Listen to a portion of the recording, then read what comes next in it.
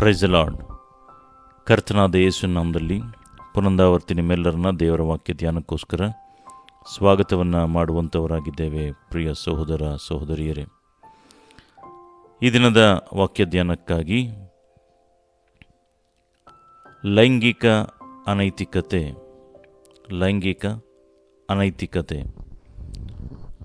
Sexual ಇಮ್ಮಾರಲಿಟೀಸ್. ಲೈಂಗಿಕ ಅನೈತಿಕತೆ ಅಂತ ಹೇಳಿದ್ರೆ ಏನು, ಇದರಿಂದ ಆಗುವಂಥ ಪರಿಣಾಮಗಳೇನು, ಇದು ಯಾಕೆ ಕೆಟ್ಟದಾಗಿದೆ, ಇದರಿಂದ ಮನುಷ್ಯನು ಯಾವ ರೀತಿಯೆಲ್ಲ ಅವನು ತಮ್ಮ ಜೀವಿತವನ್ನು ನಾಶ ಮಾಡಿಕೊಳ್ತಾನೆ, ಇದು ಬಂದು ಎಲ್ಲ ಯುವಕ ಯುವತಿಯರಿಗೆ ಮತ್ತು ಈ ಲೈಂಗಿಕ ಅನೈತಿಕತೆ ಅಂತ ಹೇಳಿದ್ರೆ ಏನು ಅಂತ ಗೊತ್ತಿಲ್ಲದೆ ಅನೇಕ ಜನಗಳು ತಪ್ಪುಗಳನ್ನು ಮಾಡೋದನ್ನು ನಾವು ನೋಡಬಹುದಾಗಿದೆ. ಈ ಆಧುನಿಕ ಯುಗದಲ್ಲಿ ದೇವರ ವಾಕ್ಯಗಳನ್ನು ಗೊತ್ತಿಲ್ಲದಲೇ, ದೇವರ ವಾಕ್ಯಗಳ ಅರಿವಿಲ್ಲದೆ ಜನಗಳು ನಾಶವಾಗ್ತಾ ಇದ್ದಾರೆ. ಹಾಗಾಗಿ ಇದರ ಬಗ್ಗೆ ಖಂಡಿತವಾಗಿ ತಿಳಿದುಕೊಳ್ಳಲೇಬೇಕು. ನೋಡ್ರಿ, ಯಾವಾಗಲೂ ಲೈಂಗಿಕತೆ ಅಂತ ಹೇಳಬೇಕಾದ್ರೆ ಲೈಂಗಿಕತೆ ಕೆಟ್ಟದು ಅಂತೇಳಿ ದೇವರ ವಾಕ್ಯದಲ್ಲಿ ಎಲ್ಲೂ ಬರೆದಿಲ್ಲ. ಲೈಂಗಿಕತೆ ಕೆಟ್ಟದು ಅಂತ ಬರೆದಿಲ್ಲ. ಆದರೆ ಲೈಂಗಿಕ ಅನೈತಿಕತೆ ಕೆಟ್ಟದ್ದು ಅಂತೇಳಿ ಖಂಡಿತವಾಗಿ ದೇವರ ವಾಕ್ಯದಲ್ಲಿ ಬರೆದಿದೆ. ದೇವರು ಯಾವುದನ್ನು ಅದು ಸರಿಗಿಲ್ಲ, ಅದು ಒಳ್ಳೆಯದಲ್ಲ ಅಂತ ಹೇಳ್ತಾರೆ, ಅದು ಒಳ್ಳೆಯದಲ್ಲ. ಹಾಗಾಗಿ ಈ ಲೈಂಗಿಕತೆ ಏನಿದೆ ಇದು ಕೆಟ್ಟದ್ದು ಅಂತ ಬರೆದಿಲ್ಲ. ಆದರೆ ಈ ಲೈಂಗಿಕ ಅನೈತಿಕತೆ ಏನಿದೆ ಇದು ಕೆಟ್ಟದ್ದು. ಈ ಲೈಂಗಿಕ ಅನೈತಿಕತೆ ಅಂತ ಹೇಳಬೇಕಾದ್ರೆ ಏನು ಅಂತ ನೋಡುವಾಗ ದೇವರ ವಾಕ್ಯದ ಅನುಗುಣವಾಗಿ ಲೈಂಗಿಕ ಸಂಬಂಧಗಳ ನಿಯಮಗಳನ್ನು ನಿರ್ಲಕ್ಷಿಸುವಂಥದ್ದು, ಅಂದರೆ ಲೈಂಗಿಕ ಸಂಬಂಧಗಳ ನಿಯಮಗಳನ್ನು ನಿರ್ಲಕ್ಷಿಸುವಂಥದ್ದು ಮತ್ತು ಧಿಕ್ಕರಿಸುವಂಥದ್ದು. ಈ ರೀತಿಯಾಗಿ ಮಾಡಿದಾಗ ಏನಾಗುತ್ತೆ ಅಂತ ಹೇಳಿದ್ರೆ, ದೇವರು ನಿಯಮಗಳನ್ನು ಕೊಟ್ಟಿದ್ದಾರೆ. ಯಾವಾಗಲೂ ಅದಕ್ಕೆ ಹೇಳೋದು, ದೇವರು ನಿಯಮಗಳನ್ನು ಕೊಟ್ಟಿದ್ದಾರೆ. ಅಂದರೆ ಏನು ಮಾಡಬೇಕು, ಏನು ಮಾಡಬಾರ್ದು, ಯಾವ ರೀತಿ ಇರಬೇಕು, ಯಾವ ರೀತಿ ಇರಬಾರ್ದು, ಏನು ಮಾಡಿದ್ರೆ ಏನಾಗುತ್ತೆ ಅಂತೇಳಿ ದೇವರ ವಾಕ್ಯದಲ್ಲಿ ಸ್ಪಷ್ಟವಾಗಿ ಬರೆದಿದೆ. ಅದನ್ನು ಅವರು ತಿಳ್ಕೊಳ್ಳದಲೇ ಆ ದೇವರ ನಿಯಮಗಳನ್ನು ನಿರ್ಲಕ್ಷಿಸಿದಾಗ, ಅದನ್ನು ಬ್ರೇಕ್ ಮಾಡಿದಾಗ, ಅದನ್ನು ಧಿಕ್ಕರಿಸಿ ನಡೆದಾಗ ಅದರ ಪರಿಣಾಮಗಳನ್ನು ಎದುರಿಸಬೇಕಾಗುತ್ತೆ. ಅದನ್ನು ಕುರಿತು ದೇವರ ವಾಕ್ಯದಲ್ಲಿ ಸ್ಪಷ್ಟವಾಗಿ ಬರೆದಿದೆ. ಹಾಗಾಗಿ ಈ ರೀತಿಯಾದಂಥ ಅನೈತಿಕ ಲೈಂಗಿಕ ಪ್ರಲೋಭನೆಗೆ ಬಲಿಯಾದಾಗ ಏನಾಗುತ್ತೆ ಅಂತ ಹೇಳಿದ್ರೆ, ಅವರು ಅದಕ್ಕೆ ಗುಲಾಮರಾಗ್ತಾರೆ. ಅವರ ಜೀವಿತ ನಾಶನದ ಕಡೆಗೆ ಹೋಗುವಂಥದ್ದಾಗಿದೆ. ಹಾಗಾಗಿ ದೇವರ ವಾಕ್ಯ ಖಂಡಿತವಾಗಿ ಈ ಲೈಂಗಿಕ ಅನೈತಿಕತೆಯನ್ನು ಖಂಡಿಸುವಂಥದ್ದಾಗಿದೆ. ದೇವರು ಗೌರವಿಸುವಂಥದ್ದು. ಈ ಲೈಂಗಿಕ ಜೀವಿತದಲ್ಲಿ ಶುದ್ಧತೆ ಅತ್ಯಗತ್ಯ. ಅಂದರೆ ಅದರಲ್ಲಿ ಶುದ್ಧವಾಗಿರಬೇಕು, ಪ್ಯೂರಿಟಿ ಇರಬೇಕು ಅಂತೇಳಿ ದೇವರ ವಾಕ್ಯದಲ್ಲಿ ಸ್ಪಷ್ಟವಾಗಿ ಬರೆದಿದೆ. ಇದು ಬಂದು ಕೇವಲ ದೈಹಿಕ ಕ್ರಿಯೆಗಳಿಗೆ ಮಾತ್ರವಲ್ಲ, ಇದು ಆಲೋಚನೆಗಳಲ್ಲೂ ಸಹ ಒಳಗೊಂಡಿರುವಂಥದ್ದಾಗಿದೆ. ಅಂದರೆ ಯಾವ ರೀತಿಯಾಗಿ ಆಲೋಚನೆಗಳಲ್ಲಿ ಪಾಪ ಮಾಡುವಂಥ ಸಂಗತಿಗಳು ಸಹ ಇದರಲ್ಲಿ ಒಳಗೊಂಡಿದೆ. ಮತ್ತು ವಿವಾಹ ಇಲ್ಲದಲೇ ಯಾವ ರೀತಿಯಾಗಿ ಲೈಂಗಿಕತೆ ಕಾರ್ಯಗಳನ್ನು ಮಾಡೋದ್ರಿಂದ ಏನು ಅನಾಹುತಗಳಾಗುವಂಥದ್ದಾಗಿದೆ, ಏನು ಪಾಪಗಳು ಬರುವಂಥದ್ದಾಗಿದೆ, ಅದು ಸಹ ದೇವರ ವಾಕ್ಯದಲ್ಲಿ ಸ್ಪಷ್ಟವಾಗಿ ಬರೆದಿದೆ. ಅದಕ್ಕೋಸ್ಕರನೇ ನಾವು ಯಾವಾಗಲೂ ಹೇಳುವಂಥದ್ದು, ದೇವರ ವಾಕ್ಯಗಳನ್ನು ಕಲಿರಿ, ದೇವರ ವಾಕ್ಯಗಳನ್ನು ನಿಮ್ಮ ಮಕ್ಕಳಿಗೂ ಹೇಳ್ಕೊಡ್ರಿ. ದೇವರ ವಾಕ್ಯಗಳು ಎಲ್ಲರಿಗೂ ಸಹ ಬೇಕು ಅಂತೇಳಿ ನಾವು ಹೇಳುವಂಥದ್ದು. ನೋಡ್ರಿ, ಈ ಲೈಂಗಿಕ ಅನೈತಿಕತೆ ಅಂತ ಹೇಳಬೇಕಾದ್ರೆ ಈ ಪೋರ್ನಿಯಾ ಇದು ಗ್ರೀಕ್ ವರ್ಡಿಂದ ಬಂದಿರುವಂಥದ್ದಾಗಿದೆ. ಸೊ ಇದರಿಂದಲೇ ಏನಿದೆ, ಪೋರ್ನಿಯಾ ಏನಿದೆ, ಇದು ಅನೈತಿಕ ಲೈಂಗಿಕತೆಯನ್ನು ಸೂಚಿಸುವಂಥದ್ದು. ಇದರಲ್ಲೇ ಏನಾಗಿದೆ, ನಿಮಗೆ ಪೋನೋಗ್ರಾಫಿ ಏನು ಬಂದಿದೆ, ಏನು ನೀಲಿ ಚಿತ್ರ ವೀಕ್ಷಣೆಗಳನ್ನು ಮಾಡೋದೇನಿದೆ, ಇದು ಸಹ ಅದರಲ್ಲಿ ಬಂದಿರುವಂಥದ್ದಾಗಿದೆ. ಸೊ ಹಾಗಾಗಿ ಈ ಎಲ್ಲ ಸಂಗತಿಗಳನ್ನು ನಾವು ಒಂದೊಂದಾಗಿ ವಿವರಿಸ್ತಾ ಹೋಗ್ತೇವೆ. ಇದು ಬಹಳ ಬಹಳ ಮುಖ್ಯವಾಗಿರುವಂಥದ್ದು. ಯಾಕಂತೇಳಿದ್ರೆ ಈಗಿನ ಜನ್ರೇಷನ್ಗಳನ್ನು ನೋಡಬೇಕಾದ್ರೆ ತಮ್ಮ ಬಾಡಿ ಏನಿದೆ, ತಮ್ಮ ದೇಹ ಏನಿದೆ, ಅದನ್ನು ಯಾವ ರೀತಿ ನಾವು ಉಪಯೋಗಿಸ್ಕೊಂಡು ಕಚಡ ಕೆಲಸಗಳನ್ನು ಮಾಡಿಕೊಂಡು, ದೇವರಿಗೆ ವಿರುದ್ಧವಾದ ಕಾರ್ಯಗಳನ್ನು ಮಾಡಿಕೊಂಡು ತಮ್ಮ ಜೀವಿತವನ್ನು ಯಾವ ರೀತಿಯಾಗಿ ನಾಶಕ್ಕೆ ಒಳಪಡಿಸ್ಕೊಳ್ತಾ ಇದ್ದಾರೆ, ಯಾವ ರೀತಿಯಾಗಿ ತಮ್ಮ ಇಷ್ಟದ ಪ್ರಕಾರ ಜೀವಿಸ್ತಾ ಇದ್ದಾರೆ, ಅದರ ಪರಿಣಾಮಗಳು ಸಹ ಅವರು ಅನುಭವಿಸ್ತಾ ಇದ್ದಾರೆ. ಸೊ ಹಾಗಾಗಿ ದೇವರ ವಾಕ್ಯದಲ್ಲಿ ನಾವು ಇದನ್ನು ಹೇಳ್ಕೊಡ್ಬೇಕಾಗತ್ತೆ. ಇದನ್ನು ಯುವಕ ಯುವತಿಯರು ಮತ್ತು ಯಾರೆಲ್ಲ ಈ ಅಶುದ್ಧ ಲೈಂಗಿಕ ಕಾರ್ಯಗಳನ್ನು ಮಾಡ್ತಾರೆ, ಯಾವ ರೀತಿಯಾದ ಅಶುದ್ಧ ಲೈಂಗಿಕ ಕಾರ್ಯಗಳಿರುವಂಥದ್ದಾಗಿದೆ, ಇದೆಲ್ಲವನ್ನು ನಾವು ಒಂದೊಂದಾಗಿ ನಿಮ್ಮೊಂದಿಗೆ ಹಂಚಿಕೊಳ್ತಾ ಹೋಗ್ತೇವೆ.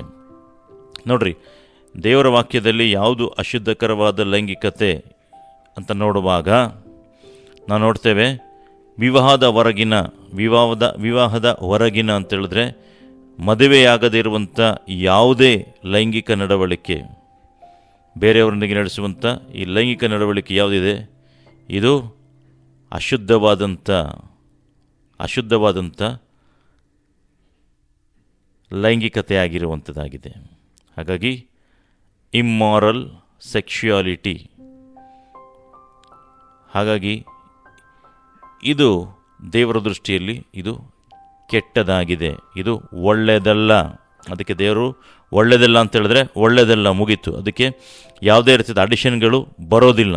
ಒಳ್ಳೆಯದಲ್ಲ ಅಂತ ಹೇಳಿದ್ರೆ ಒಳ್ಳೆಯದಲ್ಲ, ಕೆಟ್ಟದ್ದು ಅಂತ ಹೇಳಿದ್ರೆ ಅದು ಕೆಟ್ಟದ್ದನ್ನೇ.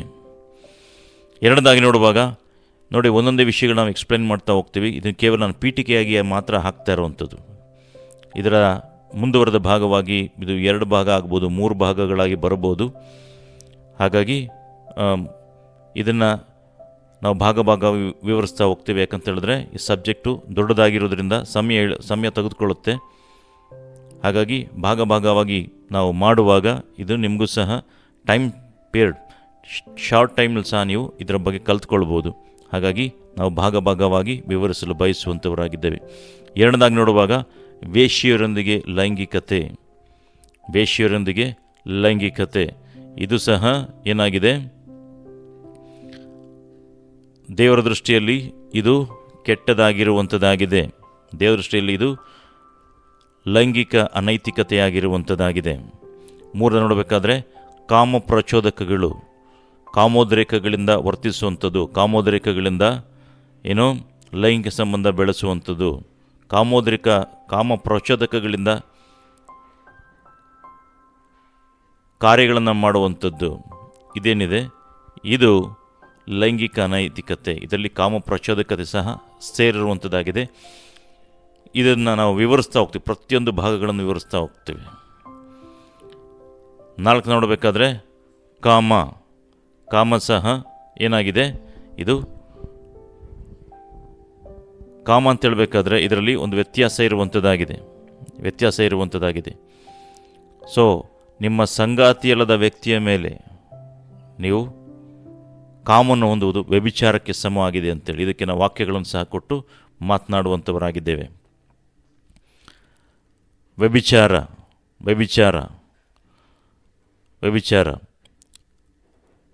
ವಿವಾಹಿತ ವ್ಯಕ್ತಿಯು ತನ್ನ ಸಂಗಾತಿಯಲ್ಲದ ವ್ಯಕ್ತಿಯೊಂದಿಗೆ ಲೈಂಗಿಕ ನಡವಳಿಕೆಯಲ್ಲಿ ತೊಡಗುವುದೇನಿದೆ, ಇದು ವ್ಯಭಿಚಾರ. ಇದನ್ನು ಕುರಿತು ಸಹ ನಾವು ವ್ಯಭಿಚಾರ ಅಂತ ಹೇಳಿದ್ರೆ ಇಲ್ಲಿ ಅನೇಕ ಸಂಗತಿಗಳಿರುವಂತಾಗಿದೆ. ಇದನ್ನು ಸಹ ನಾವು ನಿಮಗೆ ಎಕ್ಸ್ಪ್ಲೈನ್ ಮಾಡ್ತೇವೆ. ಸಲ್ಲಿಂಗ ಕಾಮ, ಹೋಮೋಸೆಕ್ಷುಯಲ್. ಸಲ್ಲಿಂಗ ಕಾಮ ಅಂತ ಹೇಳಿದ್ರೆ ಹೆಂಗಸರನ್ನ ಪುರುಷರನ್ನು ಹೆಂಗಸರನ್ನ ಅವರು ಏನು ತುಚ್ಛವಾದ ಕಾಮಾಭಿಲಾಷೆಗೆ ಒಳಗಾಗಿ ಲೈಂಗಿಕ ನಡವಳಿಕೆಯಲ್ಲಿ ಲೈಂಗಿಕತೆಗೆ ತೊಳೆದುಕೊಳ್ಳೋದು, ಇದನ್ನು ಸಲ್ಲಿಂಗ ಕಾಮ ಅಂತ ಕರೆಯುವಂಥದ್ದು. ಸೊ ಇದ್ರ ಬಗ್ಗೆ ಸಹ ನಾವು ನಿಮಗೆ ವಿವರಿಸ್ತೀವಿ. ಸಲ್ಲಿಂಗ ಕಾಮ ಲೈಂಗಿಕ ಅನೈತಿಕತೆಯ ಹೌದು, ದೇವರ ವಾಕ್ಯದಲ್ಲಿ ಲೈಂಗಿಕ ಅನೈತಿಕತೆ ದೇವರಿಗೆ ಅದು ಕೋಪವನ್ನು ತರಿಸುವಂಥದ್ದಾಗಿದೆ. ಅನೈತಿಕ ಸಂಬಂಧಗಳು, ಇಲ್ಲೀಗಲ್ ರಿಲೇಷನ್ಶಿಪ್, ಇದು ಸಹ ಏನಾಗಿದೆ, ಅನೈತಿಕ ಲೈಂಗಿಕತೆಯಾಗಿರುವಂಥದ್ದಾಗಿದೆ, ಇಲ್ಲೀಗಲ್ ರಿಲೇಷನ್ಶಿಪ್. ಮತ್ತು ಪಶುತ್ವ ಅಂದರೆ ಕೆಲವು ಪ್ರಾಣಿಗಳೊಂದಿಗೆ ಸಂಭೋಗ ಮಾಡುವಂಥ ವ್ಯಕ್ತಿಗಳು ಸಹ ಇದ್ದಾರೆ. ಸೊ ಇದನ್ನು ದೇವರು ದ್ವೇಷಿಸ್ತಾರೆ, ಇದರ ದೇವರ ದೃಷ್ಟಿಯಲ್ಲಿ ಅಸಹ್ಯವಾಗಿ ಕಾಣುವಂಥದ್ದಾಗಿದೆ. ಇದನ್ನು ಸಹ ನಿಮ್ಗೆ ಹೇಳ್ತೇವೆ. ಮತ್ತು ಮಹಿಳೆ ಋತುಮತಿಯಾಗಿರುವಾಗ ಏನಿದೆ, ಅವ್ರು ಲೈಂಗಿಕ ಕ್ರಿಯೆ ಮಾಡುವುದು ಅಸಹ್ಯ ಅಂತೇಳಿ ದೇವರ ವಾಕ್ಯದಲ್ಲಿ ಬರೆದಿದೆ. ಅದನ್ನು ಸಹ ನಿಮಗೆ ದೇವರ ವಾಕ್ಯದಲ್ಲಿ ಬರೆದಿರೋದು ನಾವು ಹೇಳ್ತೇವೆ. ಮತ್ತು ಅತ್ಯಾಚಾರ, ರೇಪ್ ಮಾಡುವಂಥದ್ದು, ಅತ್ಯಾಚಾರ ಏನಿದೆ ಅಂದರೆ ಒಪ್ಪಿಗೆ ಇಲ್ಲದ ಲೈಂಗಿಕತೆ. ಒಬ್ಬ ಪುರುಷ ಒಬ್ಬ ಮಹಿಳೆಯನ್ನು ಆಕೆಗೆ ಇಚ್ಛೆಗೆ ವಿರುದ್ಧವಾಗಿ ಸಂಭೋಗಿಸಲು ಒತ್ತಾಯಿಸಿದಾಗ ಏನಾಗುತ್ತೆ ಅಂತೇಳಿ ಅದನ್ನು ವ್ಯಭಿಚಾರ, ಅದನ್ನು ಅತ್ಯಾಚಾರ ಅಂತ ಕರೀತಾರೆ. ಸೊ ಅತ್ಯಾಚಾರನ ದೇವರು ಖಂಡಿಸುವಂಥವರಾಗಿದ್ದಾರೆ. ಇದು ದೇವರ ದೃಷ್ಟಿಯಲ್ಲಿ ತಪ್ಪಾಗಿರುವಂಥದ್ದಾಗಿದೆ. ದೇವರ ದೃಷ್ಟಿಯಲ್ಲಿ ಇದು ಲೈಂಗಿಕ ಅನೈತಿಕತೆಯನ್ನು ಸೂಚಿಸುವಂಥದ್ದಾಗಿದೆ. ರೇಪ್, ಅತ್ಯಾಚಾರ ದೇವರ ದೃಷ್ಟಿಯಲ್ಲಿ, ದೇವರ ವಾಕ್ಯದಲ್ಲಿ ಇದೇನಾಗಿದೆ, ಲೈಂಗಿಕ ಅನೈತಿಕತೆ. ಅನುಮೋದಿಸದೆ ಕಾರಣಗಳಿಗಾಗಿ ಅಂತ ಹೇಳಿದ್ರೆ, ದೇವರ ವಾಕ್ಯದಲ್ಲಿ ಇಲ್ಲದೇ ಇರುವಂಥ ಕಾರಣಗಳಿಗಾಗಿ, ದೇವರ ವಾಕ್ಯದಲ್ಲಿ ಏನು ಬರೆದಿದೆ ಆ ಕಾರಣಗಳಿಗಾಗಿ, ಆ ಕಾರಣಗಳನ್ನು ಬಿಟ್ಟು ದೇವರ ವಾಕ್ಯದಲ್ಲಿ ಯಾವ ವಿಷಯವಾಗಿ ವ್ಯಭಿಚಾರದ ಹೊರತು ಯಾರು ಸಹ ಅವರು ಏನೋ ಆಗಲದಕ್ಕೆ ದೇವರ ವಾಕ್ಯದಲ್ಲಿ ಪರ್ಮಿಷನ್ ಇಲ್ಲ. ಅವರಿಬ್ಬರು ಒಂದೇ ಶರೀರ ಆಗಿದ್ದಾರೆ. ಅನುಮೋದಿಸದ ಕಾರಣಗಳಿಗಾಗಿ ಅಂತ ಹೇಳಿದ್ರೆ ದೇವರ ವಾಕ್ಯದಲ್ಲಿ ಯಾವುದು ಅನುಮೋದನೆ ಇಲ್ಲ.